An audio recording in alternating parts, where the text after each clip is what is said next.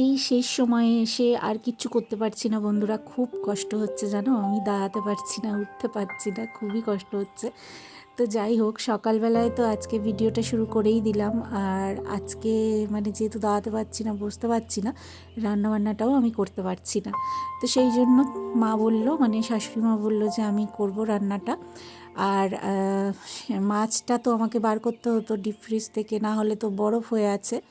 তো বরফটা রিমুভ করার জন্য আমি এখানে জলের মধ্যে মাছটাকে ডুবিয়ে দিলাম, যাতে মাছটার বরফটা তাড়াতাড়ি রিমুভ হয়ে যায়। আর এখন একটা আলাদা রকম কষ্ট হচ্ছে, কিন্তু সেটা আমি কাউকে জাহির করতে পারছি না, বলতে পারছি না জোর খাটিয়ে যে আমি পারছি না গো, আমাকে একটু করে দাও গো। আমি কিচ্ছু করতে পারছি না, আমার খুব কষ্ট হচ্ছে, এই কথাটা আমি কাউকে বলতে পারছি না।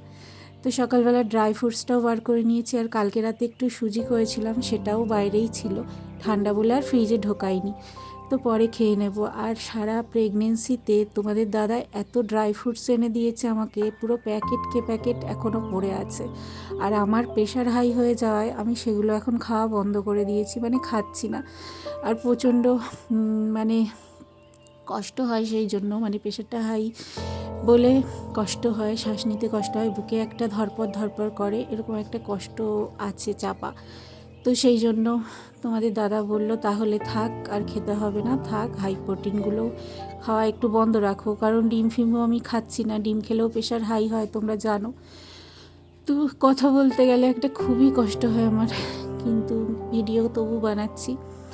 তো আমি আমার সমস্ত আপডেট তোমাদের দেওয়ার চেষ্টা করব। আর আমি হসপিটালে ভর্তি হলে আমি জানি না আমি কি করব জানি না। তোমাদের দাদা না কিছু পারে না, মানে ভিডিও এডিট করা থেকে কিছুই পারে না, সে মানে করে না, সে থাকে না এসবের মধ্যে। কিন্তু সব সময় ফুল সাপোর্ট করে যে হ্যাঁ তুমি যদি শরীরে পারো করো, এরকম একটা ব্যাপার। তো সেই জন্যই আমি করি।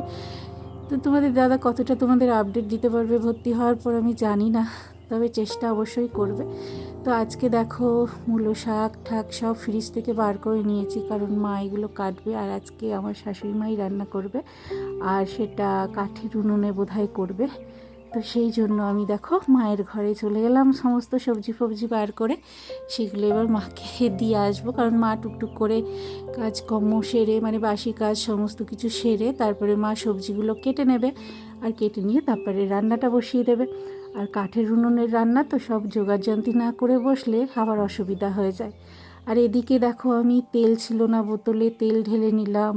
আর রান্নার যে জোগাড়যন্ত্রগুলো মশলাপাতিগুলো হয় সেগুলো সমস্ত কিছু আমি রেডি করে দেবো সামনে, যাতে মায়ের কোনো কষ্ট না হয়। মশলার ডাব্বাতে সমস্ত রকম মশলা ঠিকঠাক আছে কিনা সেটাও আমি দেখে নেব, কারণ ওই যে বললাম যে কাঠের উনুনে রান্না করতে বসলে না সমস্ত কিছু যদি জোগাড়যন্ত্র না থাকে তাহলে অসুবিধা হয়ে যায়। তা আমি একটুখানি ছাদে যাব ভাবছি, তো সেই জন্য সমস্ত কিছু এখানে জোগাড়যন্ত্র করে রেখে গেলাম। হ্যালো এভরিওয়ান, কেমন আছো সবাই? গুড মর্নিং, শুভ সকাল। সকাল সকাল আজকে ভিডিওটা শুরু করে দিয়েছি। আর আজকে ছাদে এলাম এখন সকালবেলা, একটু কাজবাজ সেরে ফ্রেশ হয়ে ছাদে এসেছি যে একটুখানি বসবো, কিন্তু বসতে পারবো না, দাঁড়াও আগে মাথাটা চাপা দিই, কারণ কুয়াশা পড়ছে। কুয়াশা পড়ছে। আর সূর্য মামা ওদিকে হচ্ছে মেঘেতে ঢাকা পড়ে গেছে, আর একটু মেঘলা মেঘলা হবে, বৃষ্টি হবে সেই জন্য। তো এই যে সকাল সকাল খুব ভালো লাগছে, উঠে পড়েছি, উঠে ফ্রেশ হয়ে গেছি। আর আজকে দেখো মা হচ্ছে কাঠে রান্না করবে বলেছে, তো সব কিছু ফ্রিজ থেকে বার করব, করে মাকে দেবো। আর কাঠে রান্না করবে এই জন্য যে কাঠ পড়ে আছে অনেক, কিন্তু কাঠে এখনও রান্না করা। তো এই যে দেখো কাঠগুলো পড়েই আছে, কাঠগুলো তো জ্বালাতে হবে। আর এগুলো সব বাবা কেটে নিয়ে এসছে আমাদের ওপাশে বাগান থেকে, তো কষ্টটাই বৃথা যাবে যদি এগুলো না জ্বালানো হয়। তো সেই জন্য মা বললো যে কবে আর করব, ঠান্ডা ঠান্ডা তো পড়ে গেছে, কাঠেই রান্না হবে। তো সেই জন্য আজকে মা কাঠে রান্না করবে। তোমাদের দাদা এখনও ঘুমোচ্ছে, সে এখনও ওঠেনি, উঠলে পরে তারপরে তাকে চা ফা করে দিতে হবে। আজকে সারাদিন কী কী করি কী কী না করি তোমাদের সাথে শেয়ার করব। আশা করি ছোটো ভিডিওটা ভালো লাগবে, অবশ্যই অবশ্যই সাথে থেকো। আর শোনো না, তোমরা যদি এই ভিডিওটা ফেসবুক থেকে দেখে থাকো তো অবশ্যই অবশ্যই ফলো করে নিও দিদিকে, আর যদি ইউটিউব থেকে দেখে থাকো তাহলে অবশ্যই সাবস্ক্রাইব করে নিও পাশে থেকে। আর আজকে কী কী রান্না করব তোমাদের সাথে শেয়ার করব অবশ্যই। আর তার আগে তোমাদের সেই গাছগুলোকে রাখাই। এই গাছগুলো শীতকালে কি খারাপ হয়ে যায় বলো তো? এই যে দেখো এটা হচ্ছে লাল জবা গাছ, এটা হচ্ছে সাদা টগর গাছ, এটাও একটা জবা গাছ। কিন্তু গাছগুলো কেমন হয়ে যাচ্ছে, তো শীতকালে কি খারাপ হয়ে যায় স্পেশালি, নাকি এমনি খারাপ হয়ে যাচ্ছে আমি বুঝতে পারছি না।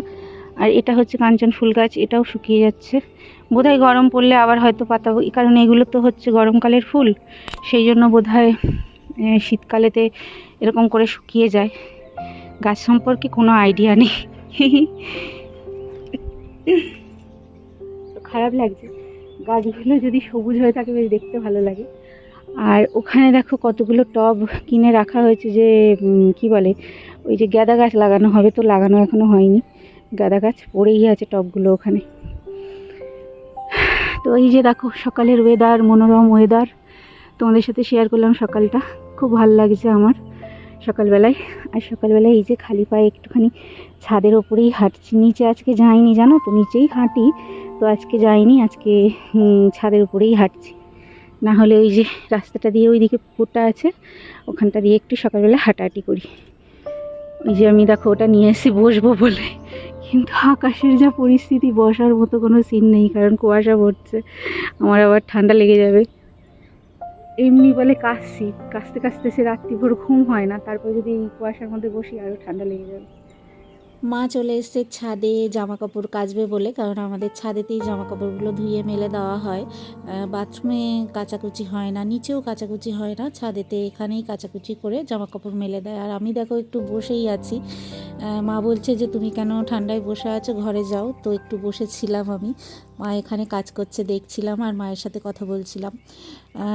তো মা এখানে জামা কাপড়, আর এখন আমি জামা কাপড়টাও মানে ধুতে পারি না, আমার জামা কাপড় যত মানে চাদর, বিছানার চাদর ফাদর হয়, সমস্ত কিছু আমি আমার মায়ের বাড়িতে দিয়ে আসি, মানে তোমাদের দাদাই দিয়ে আসে, তো সেখানে ওয়াশিং মেশিনে মা চাদর ফাদরগুলো ধুয়ে দেয়।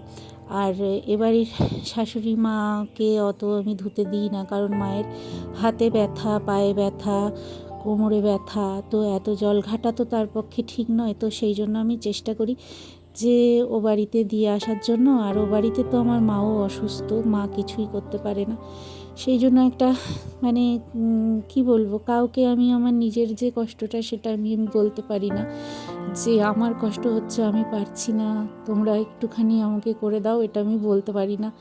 তো যে যতটা করে দেয়, আর আমি যতটা করতে পারি ততটাই চেষ্টা করি। আর ঠাকুরের উপরে ভরসা রেখেছি, ভগবান ঠিক আমাকে এই দিনগুলো পার করে দেবে, তাই না? তো দেখো এখন নিচে চলে এসেছি, নিচে অনেকক্ষণই এসেছি, নিচে আসার পরে এই যে মা সমস্ত সবজিগুলো কেটে নিচ্ছে, শাক সবজি, কারণ উনুন জ্বালালে একবারে রান্নাটা করে নেবে। আর রান্নাটা হয়ে গেলে আমাদের সকালই রান্নাটা হয়, তোমাদের দাদা ডিউটি যায়, তো সেই জন্য খেয়ে যায় নিয়ে যায় বলে তাড়াতাড়ি রান্না হয়ে যায়। আর এত কাঠ রয়েছে চারিদিকে, আমাদের ওপাশে জায়গা আছে, সেখানে কাঠ মানে পড়ে আছে, কিন্তু কাঠের উনুনে রান্নাই করা হয় না, অল্প অল্প রান্না তো, আর মানে গ্যাসেতেই হয়ে যায়, যেহেতু সকালবেলায় সবাই ডিউটি যায়, তারা থাকে, সেই জন্য বেশিরভাগ গ্যাসেতেই হয়ে যায় রান্নাবান্না। আর এখানে মা উনুন ফুনুন পরিষ্কার করে সমস্ত রান্নাবান্না মা করে নিয়েছে, যেটা আমি ক্যাপচার করতে একদম পারিনি, কারণ আমি আর দাঁড়াতে পারছিলাম না, আমার কোমর ব্যথা করছিল, শরীরে একটা আলাদা কষ্ট হচ্ছিল, সেই জন্য মা বললো তুমি গিয়ে শুয়ে পড়ো, তো আমি একটুখানি শুয়েই ছিলাম। আর তারপরে হচ্ছে এই যে মা নারকেল ছিল আমাদের গাছের নারকেল, তো মা নারকেলটা কাটলো, নারকেলটা খেতে আমার খুবই ভালো লাগে, মানে ফলের মধ্যে নারকেলটাই বেশি ভালো লাগে, অন্যান্য ফল খেতে অত ভালো লাগে না, তো মা আমাকে নারকেলটা ফাটিয়ে দিচ্ছে, তো এখন নারকেলটা খাবো। কি করছিস?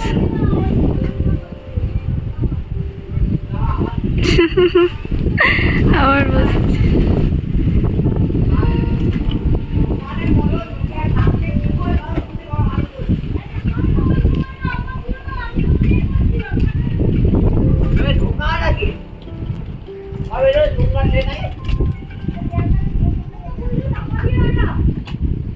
পপা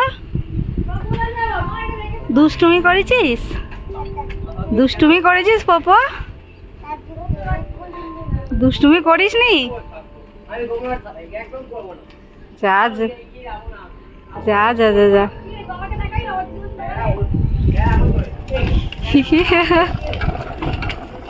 তো এই যে দেখো নারকেল, আমাদের গাছের নারকেল, আর নারকেলটা কিন্তু কাঁচা, ঝুনো নারকেল নয়, খেতে কিন্তু বেশ লেগেছিল জানো তো।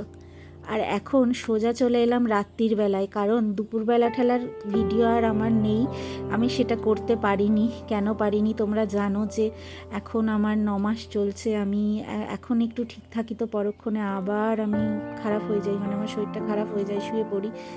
তো এখন সোজা চলে এলাম রাতে, আর তোমাদের দাদা একটা পার্সেল নিয়ে এসছে আমার জন্য, নিয়ে এসে বলছে এটা খোলো, কি এনেছি দেখো। তো এটা কি যে ছিল সঙ্গে সঙ্গে আমি তখন বুঝতে পারিনি।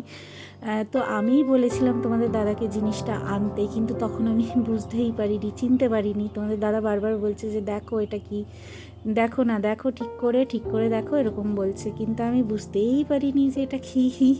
আমি নিজে বলে নিজেই ভুলে গেছি যে এরকম হয় দেখতে। অ্যাকচুয়ালি কী বলো তো, তোমাদের বলে দিচ্ছি আমি। তো এটা হচ্ছে এসির কভার। তো আমার এসিটা খালি ছিল বলে এসির কভারটা তোমাদের দাদা নিয়ে এসেছিলো। বারবার বলেছিলাম যে এসিটা নোংরা হবে, সেই আবার পরিষ্কার তো এমনি সার্ভিস করতে এলে করবেই।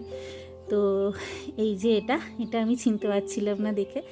তো এসির কভারটা নিয়ে এসে, আর তাতে সুন্দর সুন্দর বেশ ওই কার্টুন ক্যারেক্টারের ফেস লাগানো আছে, সে তার মানে বাচ্চার কথা ভেবে এরকম সুন্দর দেখে একটা খাবার নিয়ে এসছে। তো যাই হোক, সবাই আশীর্বাদ করো, আবার নতুন ভিডিওতে দেখা হচ্ছে।